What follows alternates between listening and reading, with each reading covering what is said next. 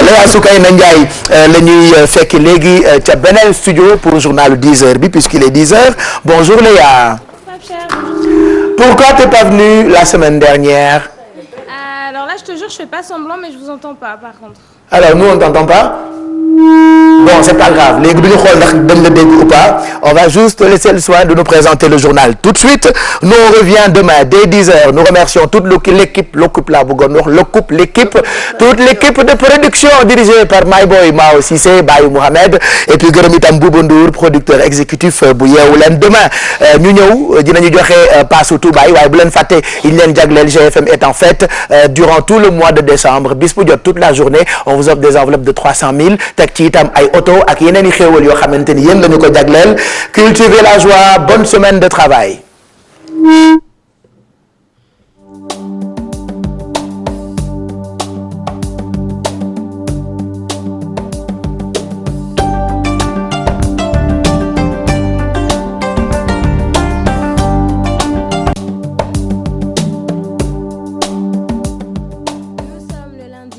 Décembre 2014, bonjour à tous et bienvenue dans cette édition. Les bateaux Agen et Djamban, prévus pour assurer le désenclavement des régions du Sud et du Siné Saloum, sont arrivés hier dans la capitale sénégalaise.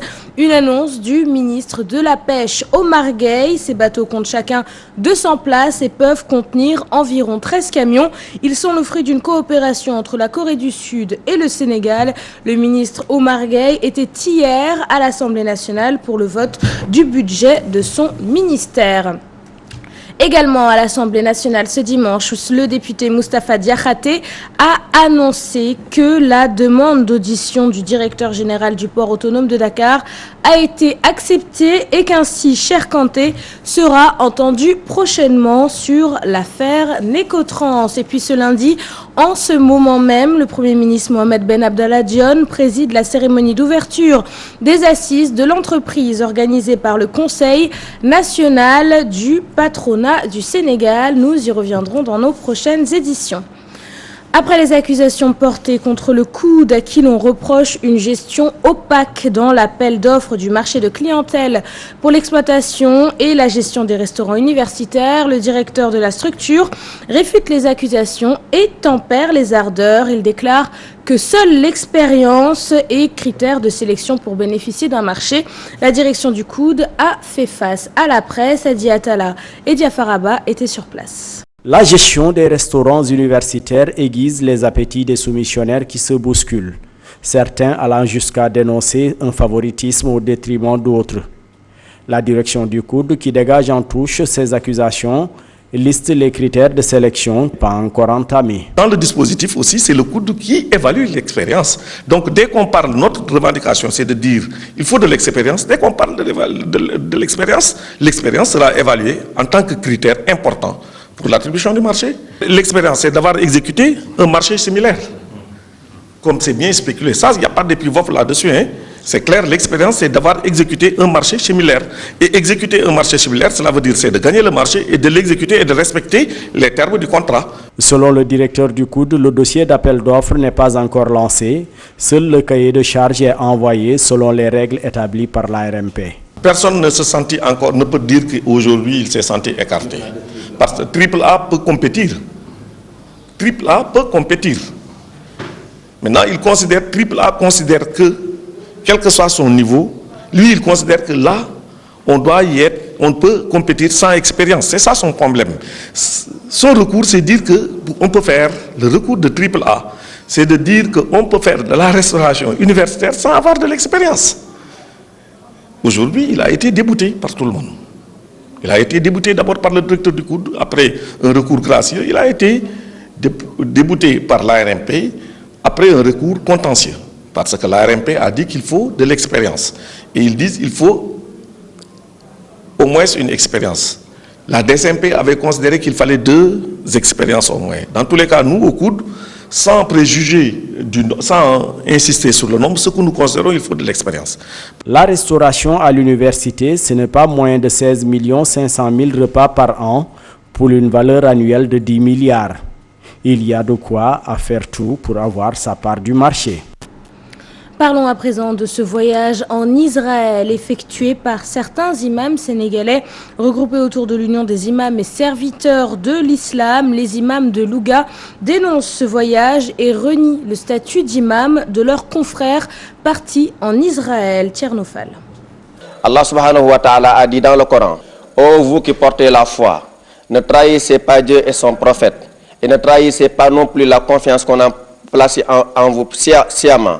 Donc lorsque des imams dépourvus de tout sentiment de solidarité envers les musulmans, dépourvus de toute conscience politique, puissent se rendre en Israël et faire ce qu'ils ont fait, nous pensons qu'ils ne méritent l'ombre d'une considération, l'ombre d'un respect, et ne méritent plus de se placer devant Dieu, même et dire Allahu Akbar, parce qu'ils ont déjà fait leur alliance à Israël. Nous demandons la décision de ces imams. Si l'organisation ne peut pas le faire, que les fidèles prennent leur responsabilité de ne plus prier derrière ces imams. Parce qu'en réalité, on ne sait pas, lorsque des musulmans s'allient avec des ennemis de l'islam, et en plus de ça, l'ennemi public numéro 1 de l'islam, il devient douteux de prier derrière un imam comme tel. Et religion, toujours récital de Coran et de Chassaïd, distribution de nourriture et de café.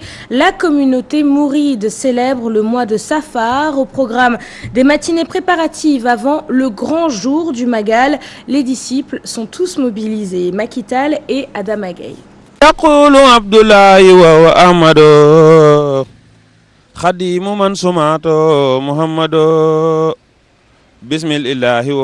Daïratou Djalibatul Marahib à Yoff, la célébration du Grand Magal de Touba a débuté depuis le premier Safar avec du café distribué quotidiennement aux passants. Une façon de rendre grâce à Serigne Touba et qui se poursuivra jusqu'au 18 du même mois, jour des festivités. C'est une recommandation de Serigne Touba, réjouissance et partage en ce mois. Il nous a demandé de célébrer ce jour où il a été amené en exil, ceci avec la nourriture, et c'est pourquoi nous célébrons depuis le premier Safar. Même Elan à Wagouniaï, où les membres de Kennel Serigne Touba n'ont qu'une occupation ces jours-ci, célébrer le mois de Safar, ceci en faisant le bernet. On a égorgé des moutons, on a préparé le déjeuner et on va servir un dîner aussi et tout ce qui va avec.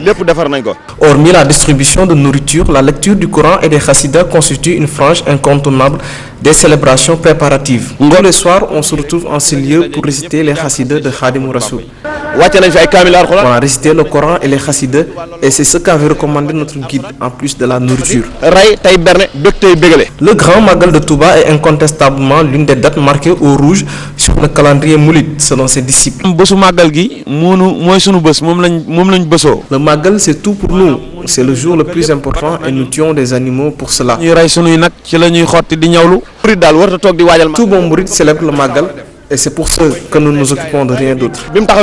18 Safar au Magal de Touba, un événement important pour la communauté des mourides et les musulmans.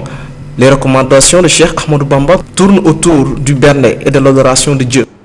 Le contrôle de la bonne gestion des deniers publics au Sénégal ne devrait pas être l'apanage des inspecteurs des impôts.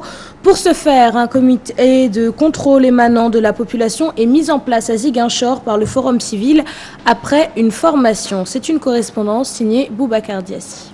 Le contrôle de l'utilisation par les autorités compétentes des deniers publics ne doit pas être l'apanage des inspecteurs des impôts et autres agents assermentés. Ce devrait être aussi l'affaire des populations. Mais pour que les populations sénégalaises puissent bien jouer leur rôle de sentinelle, il faudrait bien les y préparer. Demander à la population de pouvoir participer aux actions de gestion également de la culture locale. Parce que sans une bonne gestion, disons, il y aura une frustration de la population. Et vous savez très bien, quand il y a frustration, des choses qui ne sont pas du tout bonnes, qui vont se réaliser, on va gâter des choses. Donc, c'est tout simplement pour pousser, œuvrer à la bonne gouvernance et inciter à ce que la corruption se réduise. Les populations pourront ainsi, à travers un comité de certification citoyenne, dire si elles sont satisfaites ou non du travail de leurs autorités. C'est un outil qui s'inspire même de la certification qu'on a toujours vu dans le monde des entreprises, qui emprunte vraiment la démarche de la qualité. Et on s'est inspiré de cette démarche qualité-là, qu'on applique au champ de la gouvernance locale. Et quand on parle de gouvernance locale, on fait référence aux collectivités locales. Donc cette fois-ci, c'est des citoyens qui vivent dans une collectivité locale, qui apprécient objectivement l'action même de leur collectivité locale. Il faut dire que cette expérience a été testée par le Forum civil et concluante dans plus de 25 localités du pays. C'est la fin de cette édition. Merci de l'avoir suivi. Je vous souhaite un très bon début de semaine et une excellente suite des programmes sur notre antenne.